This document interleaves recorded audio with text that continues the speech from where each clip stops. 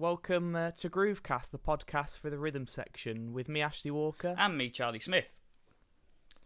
And for today's episode, we've got a very special plan. We've thought it out and everything. As we mentioned in the last episode, and I'm sure we will have mentioned on social media leading up to this, this is going to be our last episode of season 10, of season 1, I should say, of Groovecast, season 10. Episode 10. Easy for me to say. And so for our last episode of the first season, we thought we'd do something special. And in the lead up to starting this podcast, Charlie and myself talked about ideas for episodes, and we knew eventually we would like to speak to some of our friends and heroes in the music industry and talk about the things that we usually talk about. So in planning for this final episode, we knew we wanted to do something special, and we thought what better way than to get one of our friends on to talk about the music industry and talk about some of their experiences as well. So we thought about who we wanted to get on, and when thinking about a first guest for our little podcast over here, we thought who better than this person. And before I introduce them, I'll just talk you through a little bit of what they've got up to in their short time in the industry. They're a 2-time finalist in the Hit Like a Girl contest. They're a Neil Peart drum set scholarship winner in 2021. They post regularly to YouTube and Instagram. And they are, speaking of which, followed by the wonderful Ash Sohn, who I know Charlie's a big fan of. And I'm sure you would have heard of. She's an extremely talented drummer with a bright future ahead of her in the music industry, and we're definitely big fans of her. And it's the wonderful Honor V from the USA. So Honor, we're delighted to be talking to you today. Hi, thank you so much for having me. This is so cool. Thank you. So we're going to start off. We're definitely going to talk about some of your up and coming stuff and the kind of things you're doing at the moment. So, but to start us off, we thought we'd talk a little bit about how you got into drums and sort of your first musical experience. So how was it that you got into playing drums originally? Yeah, so about 4.5 years ago, I was on vacation with my siblings, and it was Amazon Prime Day. And so while we were gone, my dad decided to get a super cheap Pearl drum set and a cheap guitar and microphone and keyboard. And then when we got home, we got surprised by that, and I just went to the drums, and it was really fun. So was there ever any thought to learn anything else from your part, or was it just you instantly kind of gravitated down towards the drums? Not really, yeah, I think it was just the drums. And were any of your other siblings interested, or are you the only one that's taking it up, really? Well, my brother did take a few guitar lessons and then piano lessons, but not really. He's not singing with it. You're the lone wolf in the family when it comes to music. Yeah. But yes, I mean, sort of getting into drumming, did you take lessons immediately, or did you kind of start tapping things yourself at first, or how did it kind of progress towards getting kind of that foundation of playing? I think I started right with one teacher, and then after a while, maybe like a year or so, I started with School of Rock, and so I had my teacher there, and then about over a year ago, I got a third teacher. So yeah. Well, I mean, cool. It's always good to have variety in teachers. I think that's something that we both agree, because you can kind of pick and choose and get different stuff from each one. So there's nothing wrong with having many teachers. I know in our case we've certainly gone through our fair share over the years. Yeah, I was just talking to a fellow bass player the other day.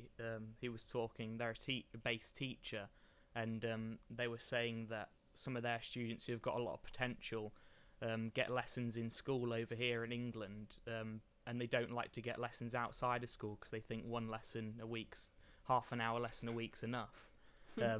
And I said when I went to started secondary school over here in England, I was getting my private lessons, and then I kind of thought that was enough outside of school, and my dad said, no, get lessons at school.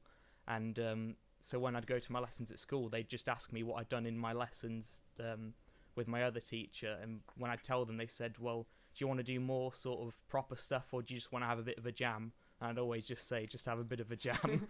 So it's always good to have two different perspectives on it, for sure.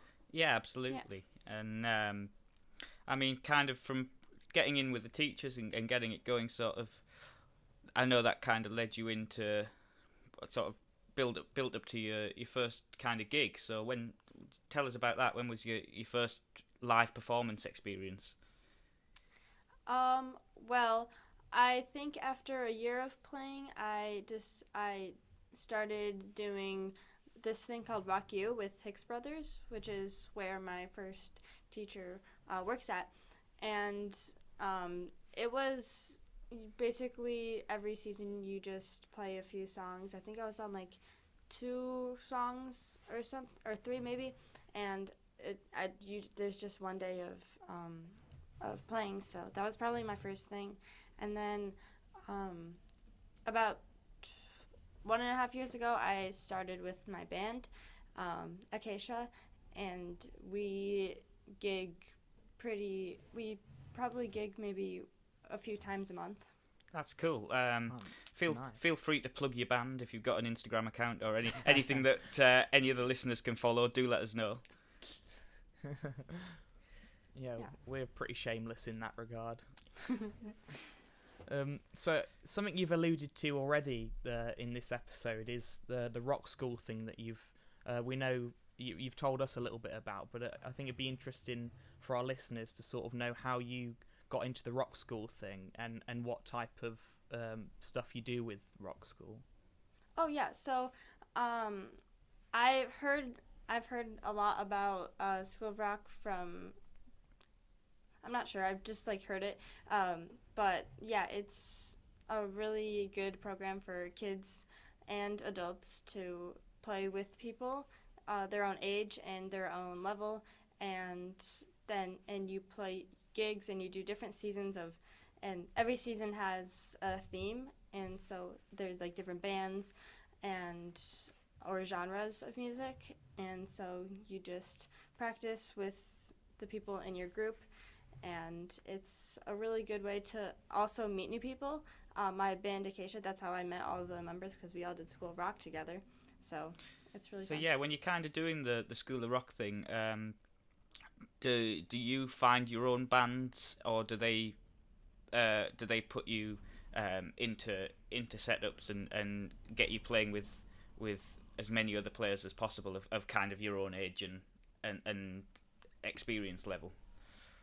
Well, there's beginner, intermediate, and advanced, and then there's I think there's 2 groups for each level, and so you just choose which one you want to be in, and yeah, that's basically it. There's about like maybe 15-20 people in each group. Yeah, so that's so you kind of you of those 15-20 people, you're going to get to play with everyone at some point. Yeah. Which is good. I mean, it's pretty cool.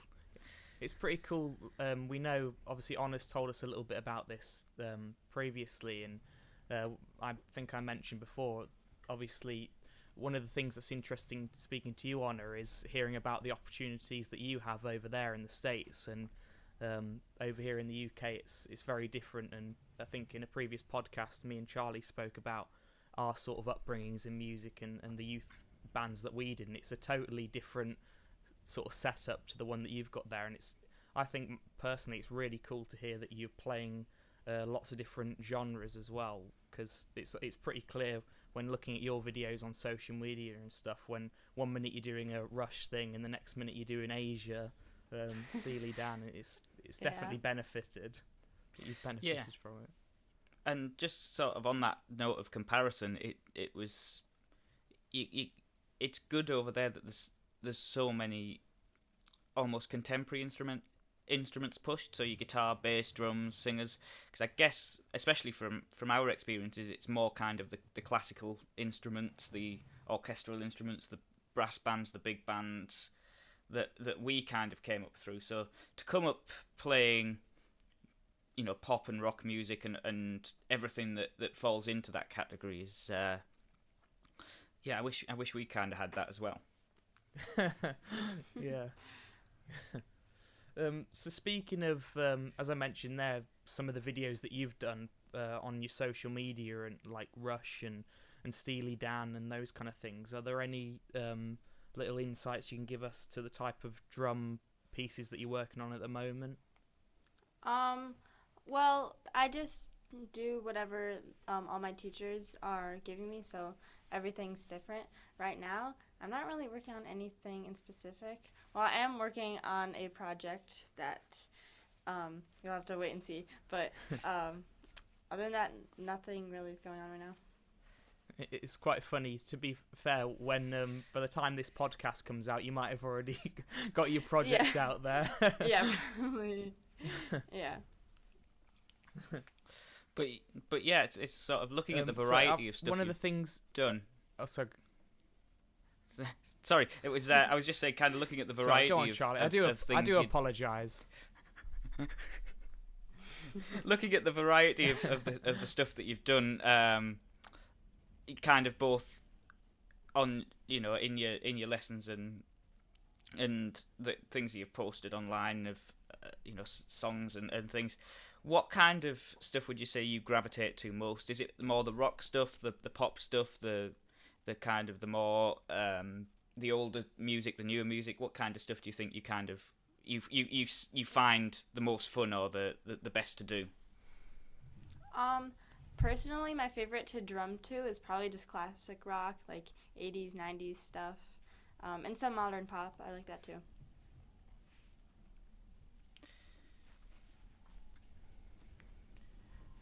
Yeah, so that's yeah, as you say, it's a good mix and it's kind of good that you were saying you've now got into a band. So is that your first almost full-time band that you've been in, or have you been in little bands or anything before that? No, this is my first one. I mean, we've had changes in the people in our band, but it's my first actual band, so it's exciting. That's cool. One of the things we spoke about before with you, and we've seen on your social media on Instagram, by the way, we will plug probably at the end. Charlie's great with all that type of thing, Instagram and all the tags and everything you need to do. We will plug your social media at the end properly. But one of the things we've seen on your Instagram is you visiting the NAMM stuff over there in the States, and we wondered sort of how you it was that you got to go to NAMM. Yeah, I mean, I'm really happy that I did because it was super cool. I really didn't think that we were going to go, but maybe like a week or two before, David Levine, who's also, he started the Hit Like a Girl contest. He runs that, and he also has his company TRX Symbols. And so at the last second, he helped us get into NAMM, and I'm really thankful for that. Yeah, very lucky, and what an opportunity to get. And so yeah, while you were at the show, was there what kind of things really did you really enjoy about being there? Was it meeting the people, or was it seeing all the gear and all the equipment and all the new products out there? What kind of stuff was your favourite part of being there at the convention? Probably just like walking around, seeing all the drums and stuff, and also seeing a bunch of people while I'm walking around there. Some people that I don't know and some people that I do. So it's exciting.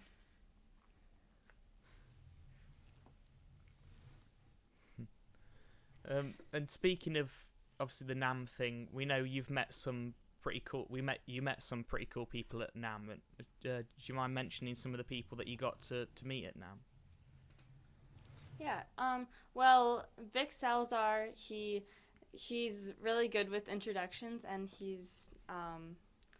I've got to know Ash Stone, and Dave Weckl and Todd Zuckerman. I'm not sure if that's all at NAMM, but and Stanton Moore. I think, yeah, I'm not sure. I mean, if there's a list of players who you've gotten to know, that's a pretty good list to have. Yeah. It's definitely the envy of someone like me, and I'm sure Ashley as well. In some of the names on that list of people like Ash or Todd Zuckerman from Styx, and all those guys are I think really kind of the top level of players in the world, really.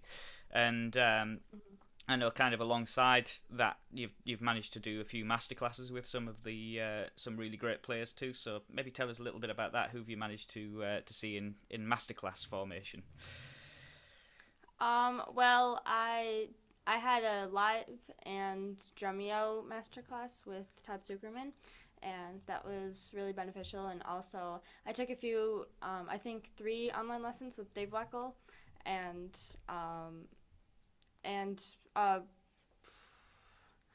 just some clinics and masterclasses with people like Danny Serafin, Carmine Appice, Annika Niles, and some lessons with Emmanuel Capulet. Wow. Now, again, what a list. Sorry. No, yeah, I know. I was just going to say, like, Dave Weckl, certainly one of our heroes and my heroes, even though I'm not a drummer. But I was just wondering, for some of my friends who are massive Dave Weckl fans, what was he like, and what were those sort of masterclasses with him like? I mean, he's a very good teacher, and he's very serious about his work, and he was very helpful, and yeah, that's basically it.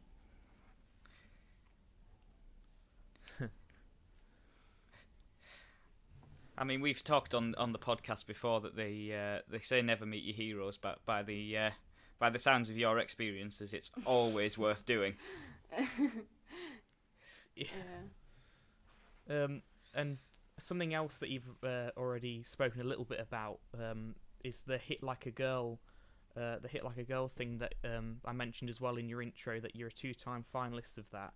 It's something that I don't think we really have over here in the UK, but I was wondering how you got into that, and then also afterwards we can maybe explain a little bit what that's all about for our listeners. Well, my good friend Jake D, he and his family, he's helped me a lot and supported me through my drumming, and he introduced us to David Levine and to Hit Like a Girl contest, and that's basically just an international contest for girl drummers, and there's a bunch of age groups, and so I entered 2 years ago and last year, and the first time I was a finalist, and then this time I was a weekly winner and finalist, and yeah, it's a really good program. And I mean, I don't really classify myself as a girl drummer, just more of a drummer, but I mean, I know that lots of women drummers have underrepresented, and they don't really have, just like girls, they're just like, oh, you're a girl drummer, so this is a really good opportunity for them, and it's a good program. Yeah, it seems really cool, and I know it's something me and Charlie have talked about before, is like women in the music industry and in the rhythm section, obviously, which is what we talk about on here.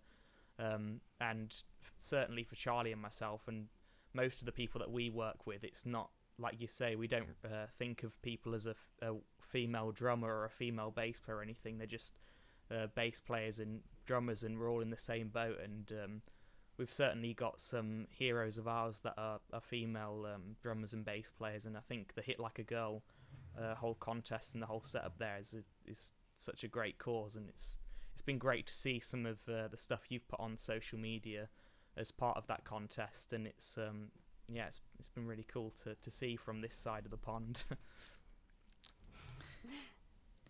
Yeah, and kind of speaking about leading on from Hit Like a Girl, of course, you as again Ashley mentioned in the intro, you were awarded the Neil Peart Scholarship last year. So yeah, maybe how did that all come about for you?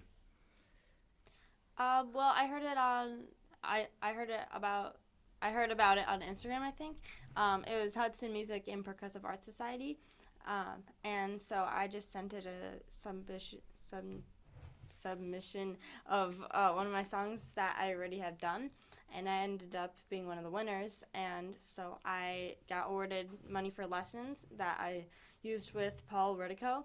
I think I had 4 lessons, but yeah, it was really they were really good lessons, and I'm so thankful for that. I know, obviously Neil Peart's one of your big heroes, Charlie, and it was something that I'm a bit embarrassed to say that I hadn't heard of before speaking to you last time. But it's, like you say, it seems like a really great cause, and one of the great drummers in certainly Charlie's eyes, and I'm sure yours as well. Yeah, definitely. Yeah, so aside from the the lessons and stuff, did you get anything else as part of the sort of the award of the scholarship? I know you did you go and you did an acceptance speech up at the Percussive Art Society. So how was that kind of to do, and was it daunting, or how did you feel? I was kind of nervous, but I mean, I'm really thankful for that. Yeah, I get pretty nervous around crowds or stuff, but it was nice. Oh well, I don't think we can blame you for that. We're not the best at public speaking either. Certainly, Charlie tends to not be a big fan of that, but I can't blame you for that. Much more comfortable sat behind a drum kit. Sat behind a drum kit with your cup of tea and a few biscuits. So, what was it? I wonder what it was like hearing that you'd been awarded that scholarship, and do you remember what it was like when you'd heard about that? I mean, it was so cool. Like, I never expected to win something like that, and so I was just really happy and proud and honored. I mean, it's a pretty cool thing. Oh, definitely. So kind of leading off of the scholarships and the Hit Like a Girl contest. So you kind of mentioned your band. It's Acacia, isn't it? Acacia. So tell us a little bit about that. So you said that you kind of formed it in the School of Rock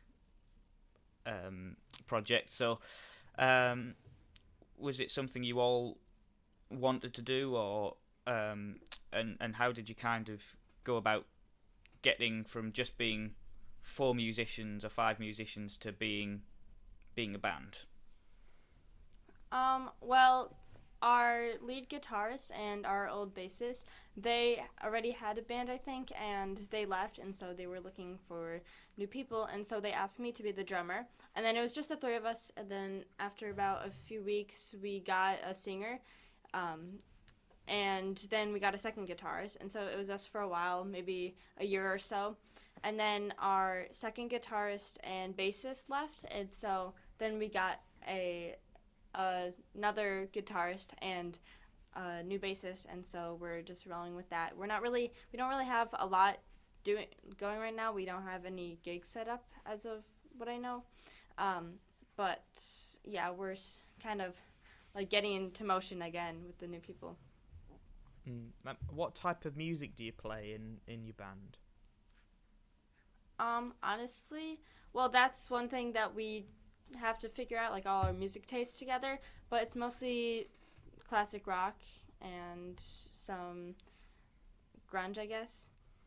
Yeah, so in that band, have you got sort of any, is it all covers, or are you wanting to start to think about writing your own music as well and doing some songs of your own, or is it just wanting to do the sort of the covers and things? Well, we mostly have covers, but we have a few originals, and maybe eventually in the future we could get more originals than just some covers. About a few months ago, we were trying to get an EP out, but after we got new people, it kind of, we took a pause on that, but we're making new originals, and I think we have about 5-ish right now. But yeah, I hope for more in the future. So just off the back of that, sort of doing original stuff, how many sort of recordings have you done? And when you do recordings, do you go and record all together, or do you just record in your studio that you've got set up? We have never done a recording for that type of stuff. We hope to plan to in the future, but no. So when it's so with those type of things, I know you've said before that your dad often helps you with the management, certainly style of your band. So when it comes to working out what you want to play, is that exclusively you within the band, or how much does your dad help you with the band? Well, my dad is very supportive. I mean, I probably wouldn't even be drumming if it wasn't for him. He's like the Dadager of the band. He helps a lot with gigs, and we practice in my basement here, and so we use his equipment, and he's really helped. In last summer, we were in the Bitterjester Music Festival. We were a closing show for that, and he helped us with that. So did my friend Jake D. But yeah, he's very supportive of my drumming, and he helps me with a lot. Well, that's awesome, and we'd like to say, I think we'd like to say thanks to your dad for helping you be a drummer. Otherwise, we wouldn't have you on today. Yeah, absolutely, and kind of to off the back of that, with your band, sort of, what are your favourite gigs that either you've done with them or that you've done on your own? What stands out so far as things you've really liked doing and really enjoyed playing? Probably, well, the Bitterjester Music Festival, that was probably our biggest thing that we've done. And then the day after that, we had our first out-of-state gig in Indiana, and it was a pretty mellow gig. It was just at a car show in the middle of the street, but it was still really fun because, I mean, just like the atmosphere, and it was really cool. So that's probably my favorite. Yeah, very cool indeed. That one looked really cool.